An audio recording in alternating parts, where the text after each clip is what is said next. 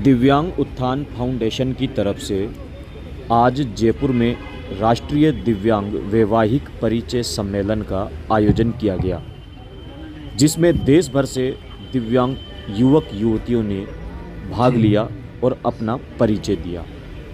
परिचय सम्मेलन के बाद अधिकतर दिव्यांगजन आपस में बातचीत करते रहे एवं अपने जीवन साथी की तलाश करने के लिए यहाँ पर सैकड़ों दिव्यांग इकट्ठे हुए थे। कार्यक्रम में देश भर से दिव्यांग बड़ी संख्या में आए। राजस्थान के विशेष योग्यजन आयुक्त उमाशंकर शर्मा कार्यक्रम के मुख्य अतिथि थे। इस कार्यक्रम की खास बात यह रही कि दिव्यांगों की सभी कैटेगरी के दिव्यांग यहाँ पर मौजूद थे और सबने अपना परिचय दिया और इस परिचय सम्मेलन में भाग लिया। देखिए यह खास रिपोर्ट। 10/10/1992 आपकी डेट ऑफ बर्थ है।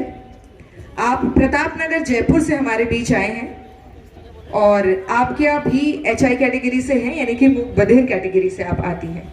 रागिनी मौर्य जी। धन्यवाद। राकेश कुमावत जी।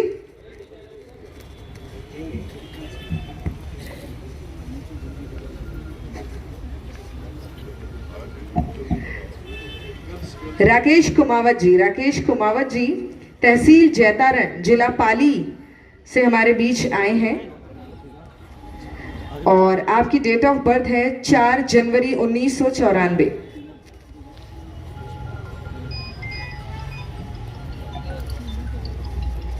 अरे वाह, सबसे बढ़िया बात कि आप मंदबुद्धि बच्चों को पढ़ाने का काम करते हैं। ये आप बहुत बढ़िया काम कर।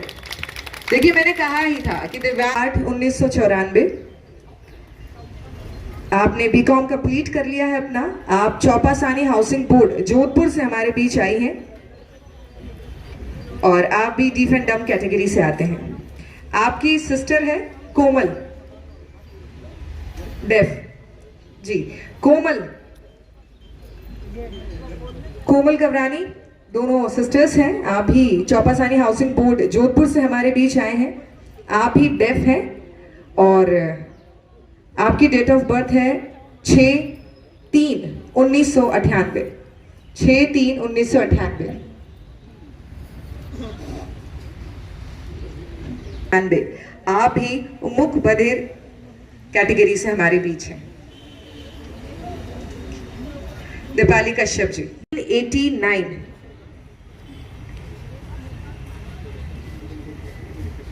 नहीं, छगन सिंह जी अभी आ रहे हैं हमारे बीच। छगन सिंह जी हैं, अच्छा ठीक है, वहां से भी।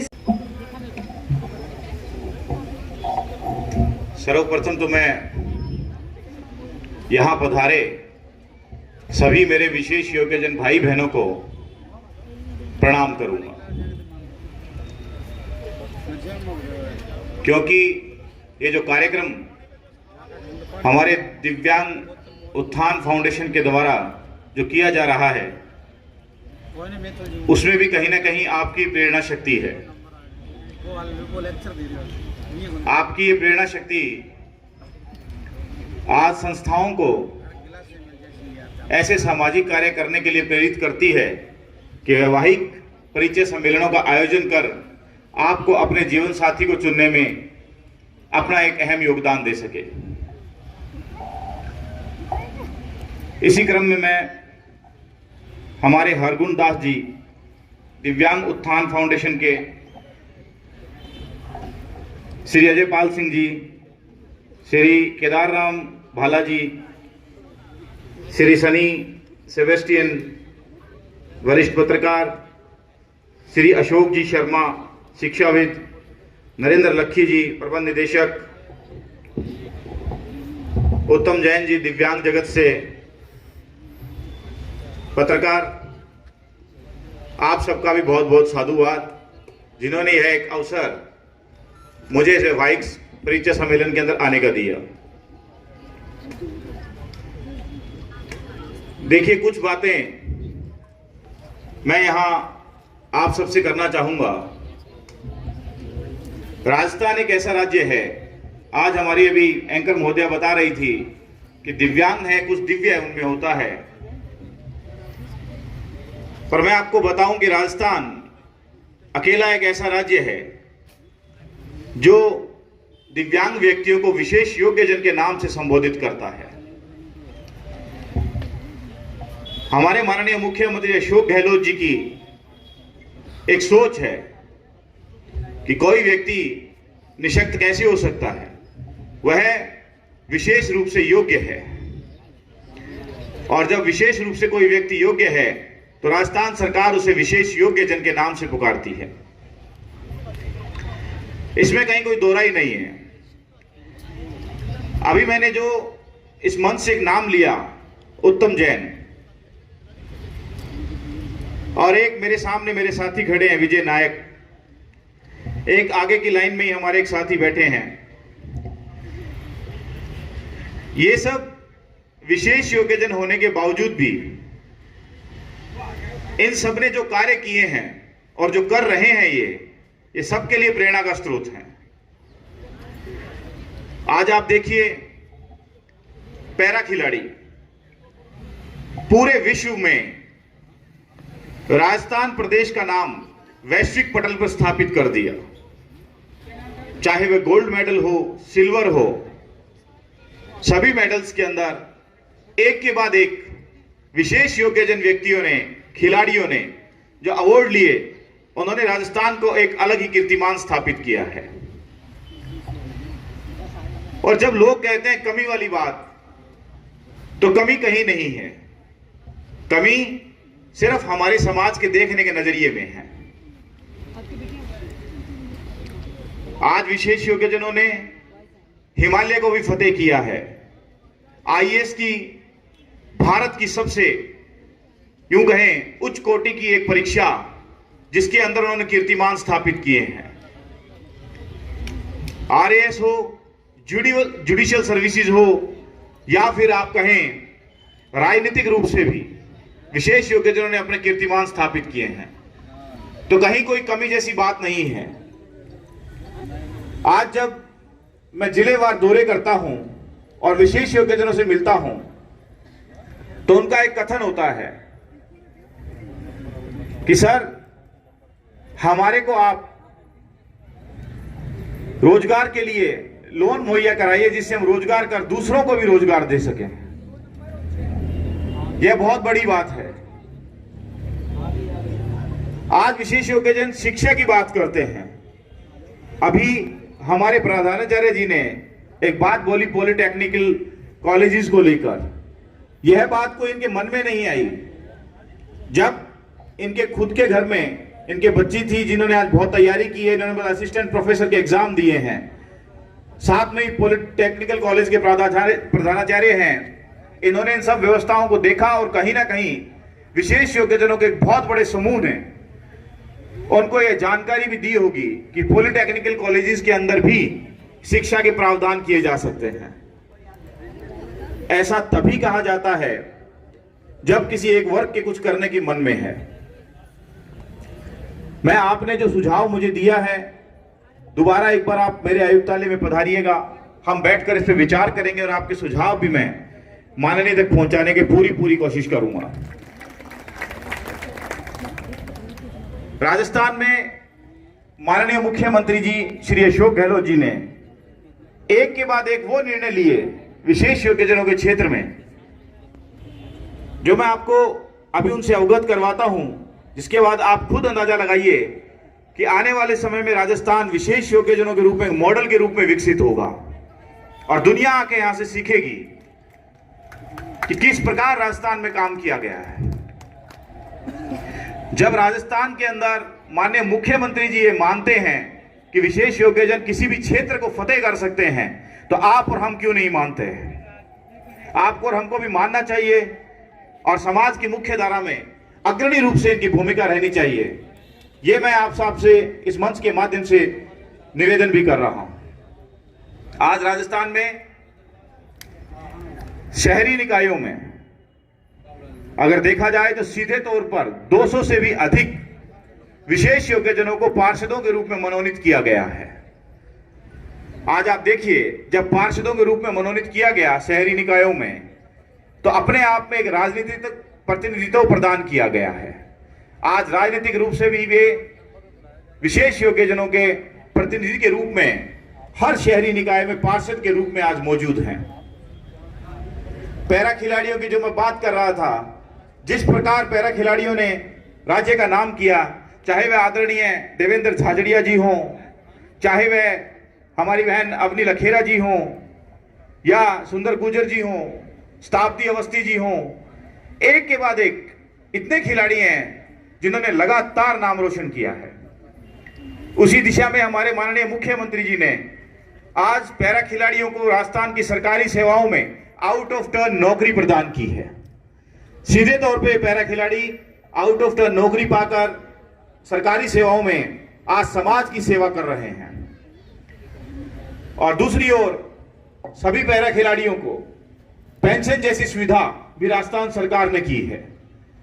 और वहीं दूसरी देखें तो खेल, पैरा खिलाड़ियों के खेल को संवर्धन करने के लिए हमारे माननीय मुख्यमंत्री अशोक गहलोत जी ने रिसर्च एकेडमी जोधपुर और जयपुर में प्रारंभ की है, जिसका कार्य रफ्तार से चल रहा है। और आप देखें कि जो पैरा खिलाड़ी आज मेडल्स लेकर आ रहे हैं, उनको 25 बीघा कृषि भूमि, नहरी क्षेत्रों में कृषि भूमि भी निःशुल्क आवंटित की जा रही है। यह कोई ऐसे ही नहीं है, यह इसलिए है क्योंकि इस वर्ग ने वो कर दिखाया है जो कोई एक सामान्य व्यक्ति नहीं कर सकता। इसीलिए हमारे माननीय मुख्यमंत्री जी विशेष योग्य जन के नाम से संबोधित करते हैं। आज आप राजस्थान में देखेंगे, दिव्यांग स्कूटी वितरण योजना के अंतर्गत राजस्थान सरकार ने 5000 स्कूटी वितरण करने के लिए आवेदन लिए थे। और राजस्थान एक ऐसा राज्य है जहां पर विशेष योग्यजनों को अपने कार्यस्थल पर जाने के लिए और शिक्षा ग्रहण करने के लिए राजस्थान सरकार 5000 स्कूटी वितरण कर रही है, जिसके अंतर्गत आयु सीमा 29 वर्ष से बढ़ाकर 45 वर्ष माननीय द्वारा की गई। और वहीं हमारे ऐसे सामाजिक सुरक्षा पेंशनधारी विशेष योग्यजन, उनके लिए हाल ही में एक निर्णय लेते हुए विभागों को भी आदेश दिया गया है कि सभी विशेष योग्यजनों जो सामाजिक सुरक्षा पेंशनधारी हैं, वे बीपीएल के समकक्ष माने जाएंगे। ऐसा करते ही बीपीएल के मिलने वाले समस्त लाभ भी अब विशेष योग्यजनों को मिलने लगे हैं।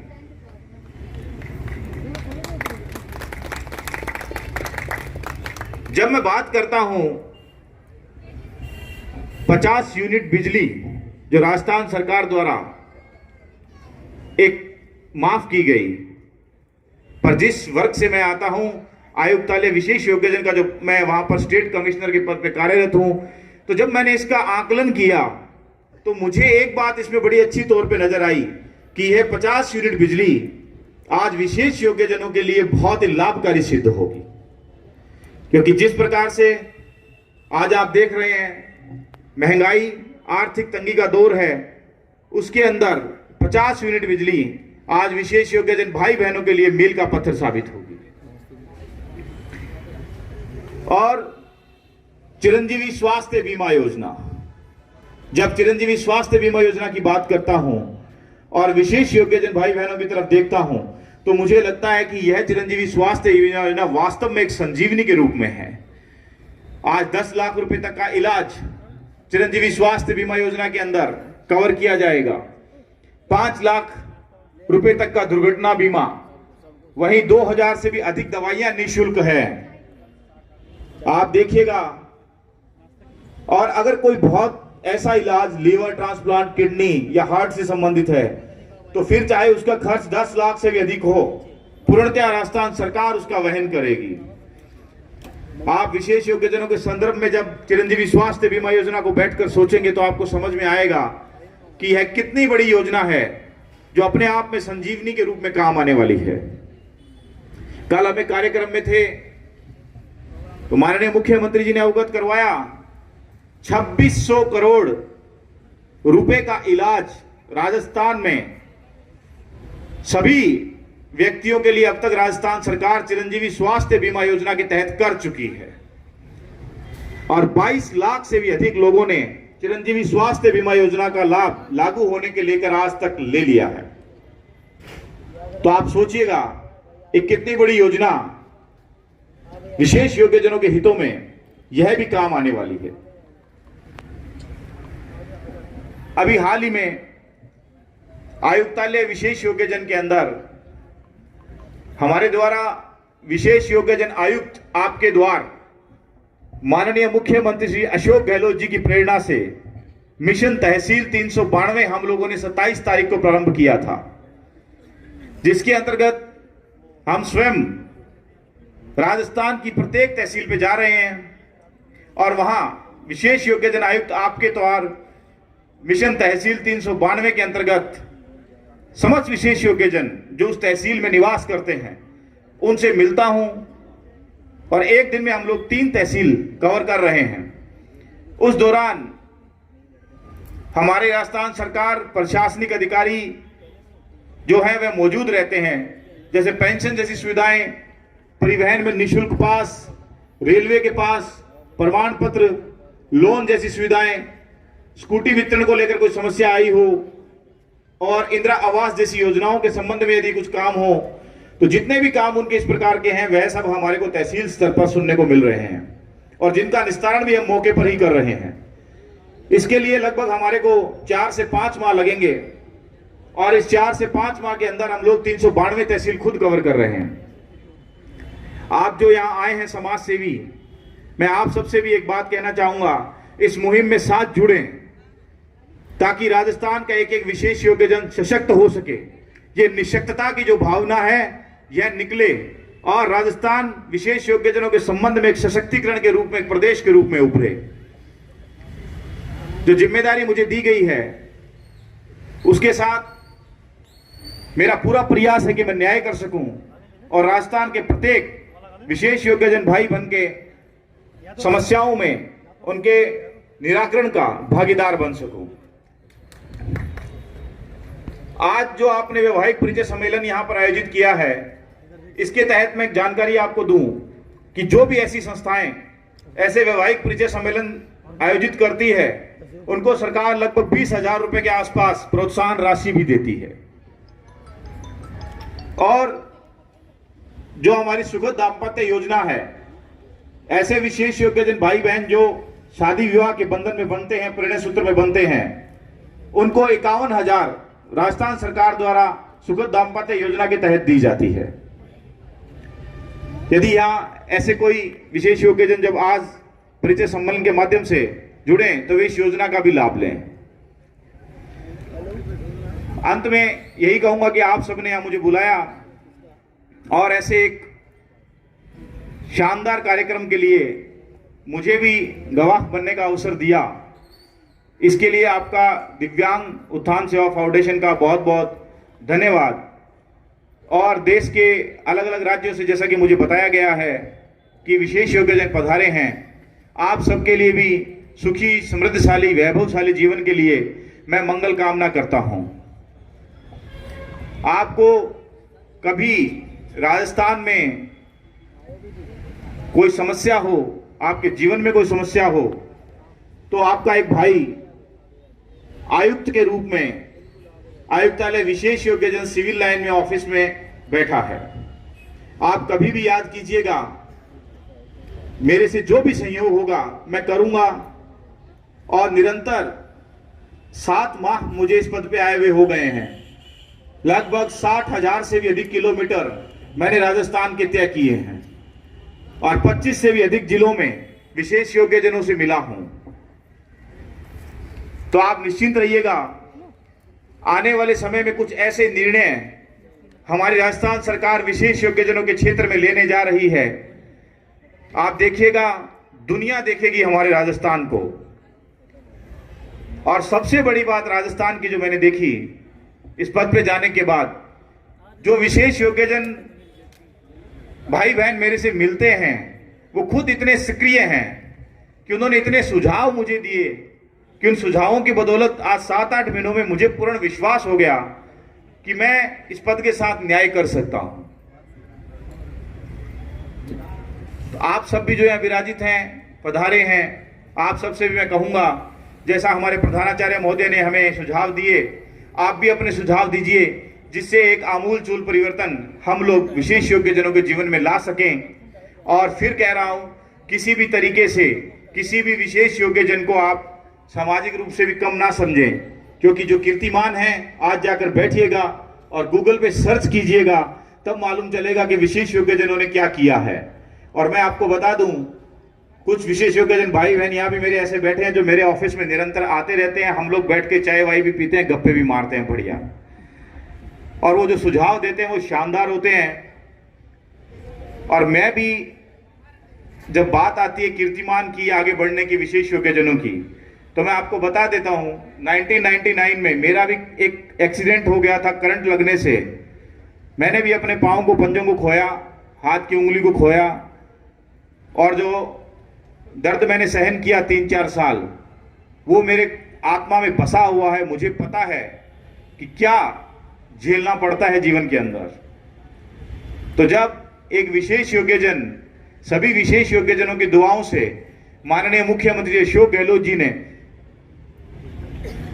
आयुक्त, राज्य आयुक्त के पद पर विराजित कर दिया, तो कमी होने की तो कोई जगह ही नहीं है। साथ ही माननीय ने एक विशेष योग्यजन को इस पद पे अहम जिम्मेदारी देते हुए राज्य मंत्री का दर्जा भी सौंपा। तो आप इससे समझ जाइएगा कि कहीं किसी भी तरीके से कोई भी विशेष योग्यजन कम नहीं है। जरूरत है उनसे राय लेने की, उनसे बात करने की। धन्यवाद। सर, ये जो आज राष्ट्रीय दिव्यांग वैवाहिक परिचय सम्मेलन का जो आयोजन किया गया है दिव्यांग उत्थान फाउंडेशन की तरफ से, ये पूरे प्रदेश में दिव्यांगों के लिए एक मुहिम है और आपने लगभग 3 घंटे का समय इस कार्यक्रम में दिया है, तो क्या कहना चाहेंगे आप इस कार्यक्रम को लेकर के? देखिए, कार्यक्रम बहुत अच्छा आयोजित किया जा रहा है दिव्यांग उत्थान सेवा फाउंडेशन के द्वारा, और इस उत्थान कार्यक्रम के अंदर जो है वैवाहिक परिचय सम्मेलन रखा गया है, जो भी आज पूरे भारत के अलग अलग राज्यों से यहाँ पर विशेष योग्यजन पधारे हैं, जो इनका परिचय किया जा रहा है ताकि वे अपने एक सुखद दाम्पत्य जीवन को व्यतीत कर सकें। धन्यवाद सर।